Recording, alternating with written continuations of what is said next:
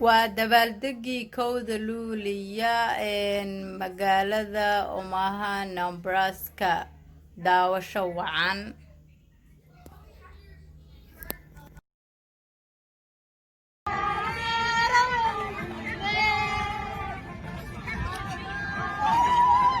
السلام عليكم ورحمة الله تعالى وبركاته. أيان إذين سلامي يا سنة جورو وعن إن شاء الله تعالى وحن قد بالدقنا سنة جورو ذي الاحتنات ووقت أن كقاعدنا حرية أما أن كحروني جمسته تليانية أنا مدوين لبدي قبل كلاها وقوي الصومالية يكونفورت الصومالية وأنا وقت ما أنت أجوه الرئيسي علن كنا الصومالية كلر كيس بلوجة لقصارو بريج كان أما بوندة أنا كركذا صاد أركي سامبا وحنا سورة قليي لأني رأسه ماليات وجهد في بدن قليي خاصة نلي رادو محمد علي جمعالة وهذا كاس قبضها الصوماليات ما شاء الله محمد علي جمعالي وقدوميها جالية الصوماليات قبل نبراسكا سجنا إن شاء الله تعالى ورئيسنا دونها هدو اللي يرادو ضدنا الصومالية كان شوقنا ورئيسنا دونها هدو اللي يرادو إن شاء الله ما علي بركة كان هل كان سو استاذ دور هلا سيدا وجد عبد الحسين ما أنت كان وحنا وجدنا ودبلدك كل جولاي ما أنت حرية الصوماليات أنا أكيد والصومالي ماشي كنت بلدقن وبريش كلي بوب كيري وبريش نقدر العرب الصومالي ما أنت أو dadka Soomaalida way ka soo qayb galeen way ku faraxsan yihiin way u jeedaan wax qabadka aan qabanay oo u jeedaan calankan inuu caaw saaran yahay magaalada Omaha loo ogolaaday sidii ay noo ogolaadeen oo wax aad ugu faraxsanahay ummadana ay soo dhaweeyeen dadkana u jeeda caaw si wadanida uga muuqato iyo jacaylka wadanida si ay muujinayaan oo arin aan ugu faraxsanahay waxaan leenahay Soomaali hambalyo dadka joogtaan dadka yimid ay u mahadsan yihiin aad u fara badan u faraxsan baaldega wadankooda xorriyadoodii anagoo ka mid ah bulshada u dhaqaaqda barnaamijka waxaa fududeeyay hay'adda East African Development Assistance Nebraska oo ay u taagan bulshada caawinteeda aanan ugu faraxsanahay waan ugu faraxsanahay maxaa cali sidee ay idinku suurta gashay in calankani kalarka calanka Soomaaliya ee buluuga ah laga shido بريجكاني كوركيس أما بونداداني كوركيدا عاوة والله waxay hool aad u adag wax salan ma ahayn talooyin fara badan oo bulshada ka helnay ayaan noo saaciday inaan sameeyno ugu dhiirigelinay inaan la xirno sadiga inaan dadka aqoon u raadsano arintan yaqaan tacliinteeda leh ayaa hay'adda ka caawiyay sidaasana ku helnay in maanta nala ogolaado waan loo sameeyaa wadamada dhan adduunka dhan oo meesha ku nool haday jiraan wadamo fara badan calanka waa loo saaraa annagana Soomaali ahaan sanadkan ayaan xaq u yeelanay waana sii wadana sanada soo socda si joogto ah oo jida calankana buluuga ama saaran yahay gees la gees hada u faraxsan dadka u faraxsan إن شاء الله تعالى أن هذا كيسان بوكاس الصومالي أي هالكان اسكوي ما هذا إنك استو مجد يراتا هاي بوندا كركيدا وبي كركيسان سارنا هاي أن هالكاس كيسان ومقالة قيبة هذه كله أن halkaasna waa webiga marka webiga korkiisa ayaan saaranahay waad arkaysaan calanka Soomaaliya marka laga fogeeyo banaanka laga joogo ayaa si fiican loo arkayaa nalkaasi darbigan oo calanka Soomaaliya ayaa saaran kalarkiisa laakiin kaas ay qaban doontaa waad arki doontaan insha Allah ta'ala haduu alla yiraahdo waa kaasa marna uu isbedelaya marna kan ayuu soo aadaya marna kaas ayuu aadaya waxaan rabaa bal gabdhaha Soomaaliyeed halkan joogo bal mid kamid inaan wareysto السلام عليكم نستاحو عليك السلام وركا كان ما شاء الله والله الحمد لله ما انت عادي انا فرحسنا هاي ما شاء الله دad badan oo wajida xataa iska aqoonay maanta wajida iska barto xarana kulmiyay kooda luuliya calanka Soomaaliyeed ma sha Allah caaw sidoo aragtaa waa habeenkii koowaad ama sanadkii koowaad ee calanka Soomaaliya kalarkiisa laga shido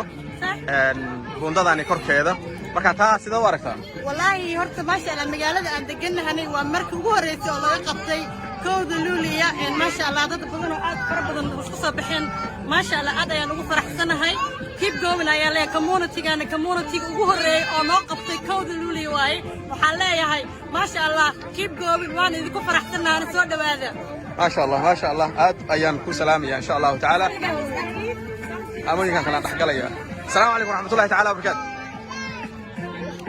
مركا كين بس نستيحة ورئيسة نستيحة هي نستيحين كفر بدن إن شاء الله ما شاء الله نستيحة الصوماليات أمها نبراسكا ما شاء الله وحان ugu martiqaad walaalkeen Axmed Maxamed Cabdi Xuseen waxa waaye habeenkii barnimada aan qaadanay kowda luuliya ma sha Allah xilibaankii juun waa soo dabaaldegnay laakiin caawa gabagabeynayna hadii la yiraahdo markuu calankeena saarneena ma sha Allah shucuurteena lagu soo koobi karo waan badan nahay walaalkeen reer أمها نبراسكا waxa waaye ma sha Allah nastax saado aragtaa caawa waa habeenkii koowaad ama sanadkii koowaad ee calanka Soomaaliya kalarkiisa laga shido buundadani korkeeda saad arkaysaanba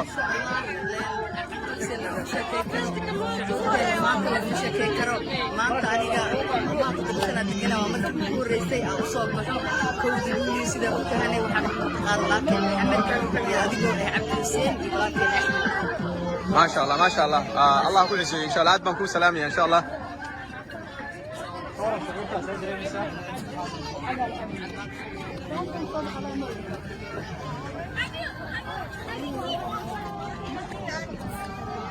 صدرك يسام واكاس عالمكي إن مدبكيسا halkaas laga shidayaa marba qayb ay qabanaysaa halkaas hadda waxa weeyaan waa calanka Soomaaliya buluuga halkaas oo arkaysaan waa buunda korkeeda meeshaan saaranahay nalkana aad ayuu ugu yaryahay maftiinka aad ayuu ugu yaryahay waana wabi korkiis waa halkaasi waa wabigii waana dadkana buundada u dhaxaysa magaalada Omaha iyo Council Bluffs ama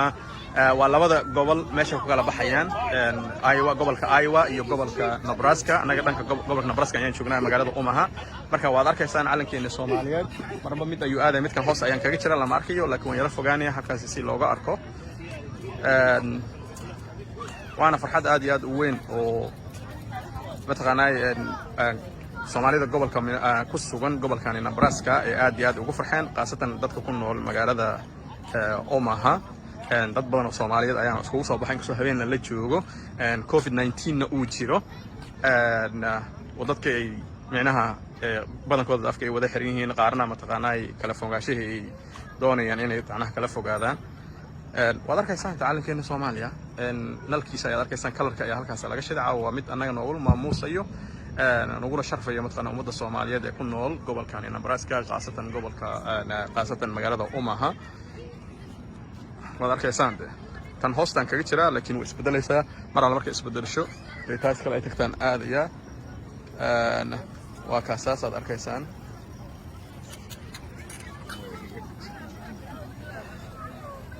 markaan farxad ayay inoo tahay waana guul u soo hoytay ummadda Soomaaliyeed ee gobolkan ku nool waxaan idin leeyahay waa taasaa calankeena Soomaaliya wali banaanka marka laga joogo dibadda laga joogo ama buundada laga dago ayaa si fiican loo arkayaa ama si fiican iftiinkiisa loo arkayaa markaan insha Allah taala waan yara dagayaa markaan dago insha Allah taala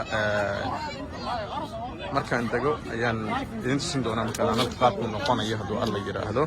waa kuwa si gabdhaheena Soomaaliyeed calanka Soomaaliya diracyadii ama garbasaaradii mataqaanay kullu bastay dadyo kala ayaga mataqaanaa buundada iska socdo markaan dadkeena Soomaaliyeed waa kuwaasi arkaysaan ما شاء الله ما شاء الله عبد الحسن السلام عليكم وعليكم السلام ورحمة بركة كين ما شاء الله waad arkaysaan dacaawa calankeena Soomaaliyeed midabkiisa ayaa halkaasi ka ifayo oo nalkii dhan waa la bedelay caawa iyadoo markaas lagu maamuusayo ama mataqaanay lagu soo dhaweynayo ummadda Soomaaliyeed ee gobolka Nebraska bal caawa arrintan waxaad u aragtaa sidoo aragtaa adiga Cabdi Xasan magaalada arrin aad ugu faraxsanahay oo markii koowaad aan magaaladeena Omaha Nebraska si fiican lagu dabaldegayo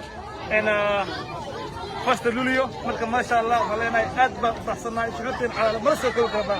ما شاء الله قبنيمو ما شاء الله ما شاء الله ما شاء الله إله كل شيء عبد الحسن dadka la halkaan ah markaan gadaal dibaan u dagayaa waan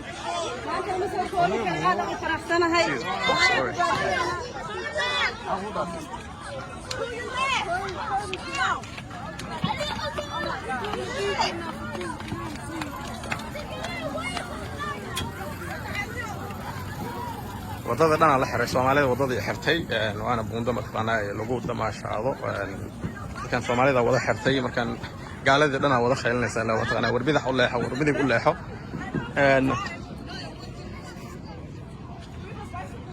saad arkaysaanba waa kana xitaa nalalka yaryarka ah waa buluug saad arkaysaanba nalalka yaryarka xitaa buluug ayaa laga dhigay laakiin bannaanka marka u degta ayaad arki doontaa insha allahu quruxdiisa hadduu alla yidhaahdo markan baashaal wanaagsana lagu jiraa magaaladii kale waa taasa magaalada Umaha halkaa weeyaan dadkiisa waa kuwa gadaal ka qaylinayo waana de farxad weyn dadka waa kaasaa wada ordayo wada damaashaadii habeen waayo dadku iska damaashaadayaan inaan degaan rabaa sababtoo ah in waxaan rabaa kalarka midabka qurxoon calankeenna inaan idin tusiyo markaa markay buundada laga dego ayaa macnaha si fiican loo arkayaa quruxda markaas ayay soo baxaysaa insha allahu tacaala kadibna dush kor baan soo fuuli doonaa oo dad qaar ayaan wareysan doonaa wareysi ka qaadi doonaa laakiin waxaan idinka raali gelinayaa buundada korkeeda nalal fiican ma lahan iftiin fiican ma lahan maadaama iftiin fiican aysan lahaynna waxaa laga yaabaa mugdi inuu ku jiro waxyaalaha mataqaanaa mugdi inuu ku jira laga yaabaa sawirada ama muuqaalada dadka lakiinse intaan isku dayi karo ayaan samaynayaa hadda waan degayaa nalalkaa yaryar unba hoos ah laakiin nal kor ah ma lahan buundada korkeeda laakiin haddana meel kastaba kamera ayaa ku xiran saan arkayo si amnigii iyo ammaankii loo sugo halkaasi waa magaaladii waana dhaadhacayaa hadda hoos ayaan u degayaa buundada hoosteeda ayaan degayaa macnaha ulajeedadeena waxay tahay inaan macnaha si qayaxan ama si wanaagsan aan u qaado ama idin tusiyo calanka Soomaaliya ama midabka calanka Soomaaliyeed caawa ka ifayo buundada korkeeda waana markii ugu horeysay in sheegaba calan Soomaaliyeed kalarkiisa ama midabkiisa laga saaro buundada korkeeda ama buundada mataqaanay ay noqoto caawa mid Soomaali u kiraysan ama mid Soomaali maanta caawa ay leedahay waana kaas kalarkii saad arkaysaan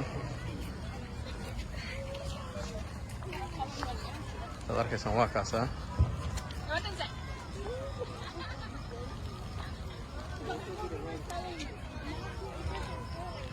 waa kaasa calanka Soomaaliyeed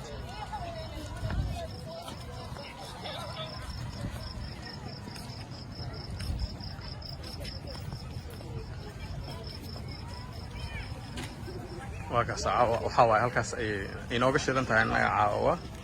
saad arkaysaan waa nalkii waa calankii buluuga ahaa cawaale iyo eeltire oo caawa midabkiisa laga shiday buundada korkeeda ama buundada loo yaqaano Perry pedestrian bridge waa tan xadka u dhaxeeyo ama kala gooyo gobolka Nebraska iyo gobolka Iowa waana webi korkiisa weeyaan markaas aad arkaysaanba socod wanaagsan baashaal ayaa kor ka socdo ummadda Soomaaliyeed wada kor saaran wayna iska baashaalayaan socod wanaagsan de kor ayaan ku laaban doonaa insha allahu tacaala waana wareysan doonaa ummadda Soomaaliya halkaas ay joogaan shucuurtooda si aan iyo dareenkooda inoo wadaagaan insha allahu tacaala socod wanaagsan de baashaal wanaagsan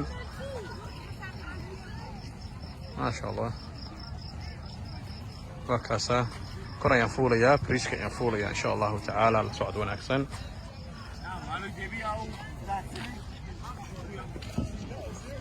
وكاسا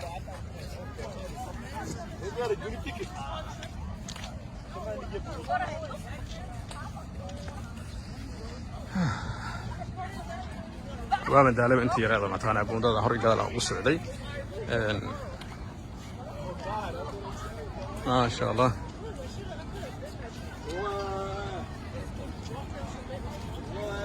بس هو معلية تركان مريو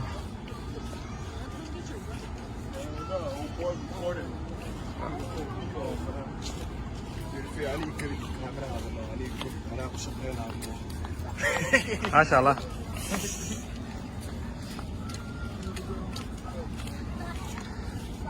ودغير Soomaaliyeed oo u socda kor fuul rabood macna si ay u qayb galaan xafladda halkaas ka socoto waa isku imaansho lagu maamuusayo kowda Luulyo waa lixdan guuradii ka soo wareegtay waqtiga xornimada aan ka qaadanay ama xorriyadda aan ka qaadanay gumeystihii Talyaaniga ee midoobeen labada gobol ee kala ahaa waqooyiga iyo koonfurta Soomaaliya waana hambali ayaan leeyahay ummadda Soomaaliyeed ku nool gobolka Nebraska khaasatan magaalada Omaha waa arkaysaan calanka Soomaaliya halkaas ayuu ka shidan yahay caawa nalalka dhan waxaa laga dhigay buluug ayaa laga dhigay waana in waa mid loogu talagalay in lagu maamuuso ummadda Soomaaliyeed iyo calankoodaba halkaan baashaal wanaagsan kuwaas gabdhaheena Soomaaliyeed iska heesayo iska faraxsan caawa ayadoo ay jirtaan la ognahay COVID-19 caabuqa ama safmareenka COVID-19 haddana ummadii dad badan ayaa ka soo baxay ayagoo markaasi doonaya in farxadda ay la wadaagaan ummadooda Soomaaliyeed meel kasta ay caalamka kaga sugan yihiin idin leeyahay daawasho wacan socod wanaagsan aad arkaysaan saan hore idinku sheegay macnaha nalalka ayaa halkaani ku yar iftiinka ayaa aad iyo aad ugu yar halkaani balse waxa weeyaan waa farxad aad iyo aad u weyn waa farxad aan la soo koobi karin waa kaas buundada korkeeda ayaan soo fuulay dad badan ayaa joogo oo wadaadda ay ka mid yihiin waxaa jooga arkaya Sheekh Maxamuud ayaan arkayaa ummadda Soomaaliyeed waa kuwaasa ummadda Soomaaliyeed waa taasa halkaasay iskugu tageen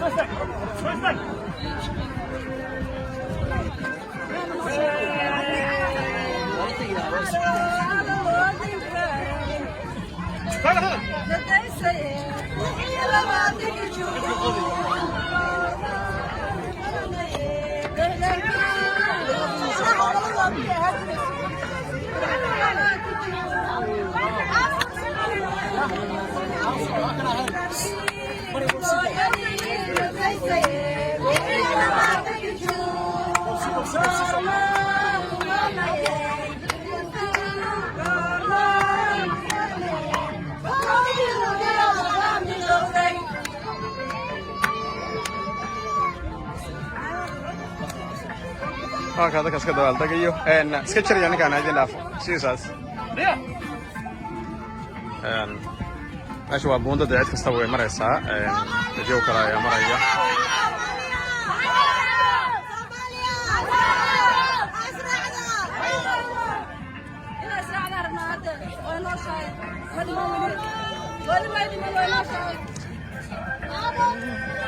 ما شاء الله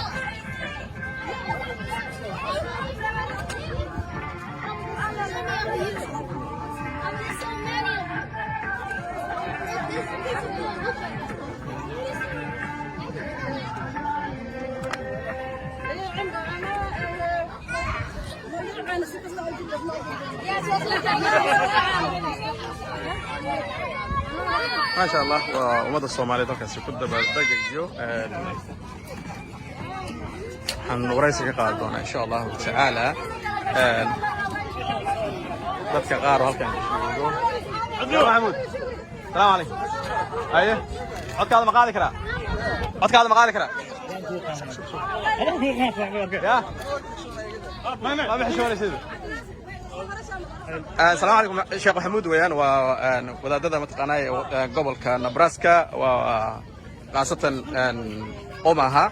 caawa halkan uu jooga inuu mataqaanay ummadda Soomaaliyeed kala qayb qaato farxadda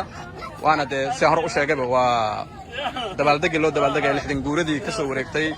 waqtigii gumeystihii Talyaaniga aan xorriyadda ka qaadanay labada gobol ee Soomaaliyeed gobolka waqooyiga iyo gobolka koonfurta ay midoobeen Sheekh Maxamuud saad arkaysaan calanka Soomaaliya kalarkiisa ama midabkiisa ayaa halkaan caawa buundadan korkeeda laga shiday waana sida filayo markii koowaad kalarka calanka Soomaaliya laga shiday buundadan korkeeda inta aniga ka warqabaan ma ogahay bal adiga shucuurtaada bal ka waraysaad aragtaa arrintaasi waa ku faraxsanahay runtii markaan hadda soo aaday waxaan islaa wax marxuum baa la sheegayaa waxa weeye taswiir ah hadda markaan nimid meesha Soomaaliya baan noqotayba Soomaaliya calankii waa Soomaaliya dhulkii Soomaaliya ay kaatay marka waxaan leeyahay waa arrin fiican oo tilaabaha ay qaadeen walaalihii ka shaqeeyana maaragtay mahadsan yihiin ما شاء الله in maaragtay dadka Soomaaliyeed dadku bartaan waliba dad muslimiin weeyaan oo arkaan dadka muslimiinta Soomaalida magaalada degan kala Soomaalida guud ahaan meel kasta ay joogto waxaan ugu baaqayaa midnimo walaalnimo Soomaalida toosan afka laga yiraahdo kaliya sanad walba hal mar سمعنا بس وين laakiin ficil baa loo baahan yahay insha Allah iyo midnimo walaalnimo خير هو الجري يا Soomaaliya waana bi salaamaya ما شاء الله ما شاء الله إلهي كل زيه هل كان وحاك لو تشوفه محمد سماع محمد وين عبد حكينو أن سيد أركيس على كأن الصومالية هل كم موضوع كلا كيسة من مدة كيسة بل شعورت العوا كوراني درين كاج بسم الله السلام عليكم ورحمة الله وبركاته بدانا طبعا سلام يا أمد الصوماليات ملك استيجوغان قفرقة علماء الدين كان حسطه aqoonyahan saraakiil dhammaan qaybaha ay ka koobantahay bulshada Soomaaliyeed waxaa ilaahay mahadi ah in caaw u dabaaldegayno maalinta xorriyadda ummadda Soomaaliyeed caaw aan joogno Mareykanka gaar ahaan Nebraska magaalada la yiraahdo Omaha halkaan taaganahay waa bridge-ka kala qaybiya Iowa iyo Nebraska gaar ahaan Omaha iyo Casablanca leerka u jeedaan caawa wuxuu ka turjumayaa calanka ummadda Soomaaliyeed buluugga ah dhexdana xidigta cad ku leh sidoo kale waxaan halkaan rabaa inaan ugu duceyno dhalinyarada Soomaaliyeed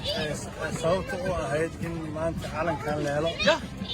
quruxda badan iyo xorriyaddan ilaahay waxaan ugu baryaynaa in qabrigooda waasiciyo kuwii naftooda ku bixiyey kuwii maalkooda ku bixiyey kuwii xabsiga u galay ilaahay waa u abaalgudi karaa anaga ma abaalgudi karno waxaan kaloo rabaa inaan ummadda Soomaaliyeed u qeexo calankani qabiil ma laha shakhsi ma laha koox ma laha xisbi ma laha calankan wuxuu ku yimid midnimo Soomaaliyeed waa lagu soo caanamaalay waxaan nahay maanta dal ka tirsan adduunka ma nihin dal hadda la baranayo taariikhaan leenahay dhalinyarada waxaan kala dardaarmayaa inay calankan ilaashadaan oo aysan qabiil ku ilaalin shakhsi ku ilaalin koox ku ilaalin urdiimid ku ilaalin calankani waa astaan adiga aan leedahay ilaahay baa kuu gartay waa aqoonsi adiga kuu gaar ah marka caawa farxaddeenna aad u weyn tahay ilaahayna waxaan ka baryaynaa Soomaaliya oo cageeda isku taagta oo hesha maamul cadaalad ah alla ka cabsiga uu ku weyn yahay shariicada islaamka ku xukunta ummadda oo cadaalad samaysa oo aan iyo qabiil iyo kana ku xiga iyo laaluush aqoonin ay ilaahay ka baryaynaa insha Allah taala aad iyo aad ayuu mahadsan tahay insha Allah taala dadkaas aan dhaxgalaya insha Allah mahadsanidin وكذا ummadda Soomaaliyeed halkaasi caawade halkaan macnaha nal majra nalka aad u yar yahay waa ummadda kale nal yar lagu socdo uu leeyahay oo kaliya markan aad baan idin salaamaya ummadda Soomaaliyeed meel kasta aad joogtaan waxaan idin leeyahay hambalyo ayaa idin leeyahay nala baashaalade assalaamu calaykum waraxmatullaahi tacaala wabarakaatuh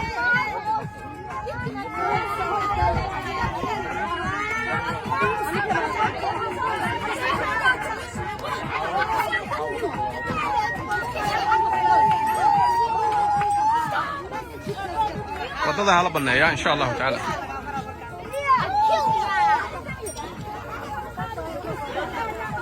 gabdhahan Soomaaliyeed ka tumanaya ma sha Allah waa idin salaam ya ummadayda assalaamu calaykum waraxmatullaah